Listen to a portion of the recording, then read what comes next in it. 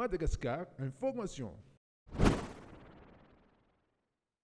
Ny image appelée zany hoe Institut de Management, de Gestion et de Médecine Humaine appliquée dia toeram-pampianarana mpianatra ankizy zany mivoaka ho dokotera tsy miankina amin'ny fanjakana eto Madagasikara izay nahazo fankatoavana avy amin'ny ministeran'ny fampianarana ambaratonga ambony sy fikarohana siantifika sy koa ny nahazo an'ilay antsoina hoe équivalence administrative ny diplôme izay avoakany avy amin'ny ministeran'ny asa, azam-panjakana sy ny lalàna sosialy. Dia dikan'izany zany efa miasa izy amin'izao fotoana izao diplôme avoaka avy teo dia mitovy tanteraka amin'ny diplôme ny dokotera izay avoakan'ny faculté de médecine eny Ankatso. Ary ny maha-appli zany aloha dia marena tsara fa tsy natao hifaninana fa natao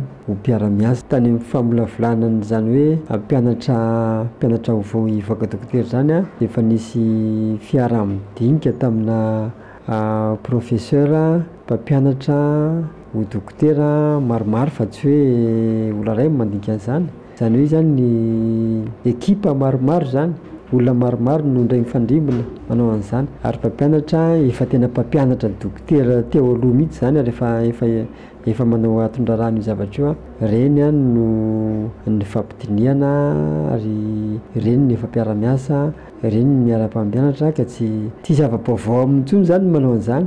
Ny mpianatra mivoaka dokotera amin'ny maha-appli dia afaka miasa avy hatrany raha vao mivoaka ao satria mandritra ny fiofanana fianarana dia efa misy ny fandraisana ny théorie na ny lesona atao fa efa any koa dia efa manomboka ny stage ny fizarana miasa zany.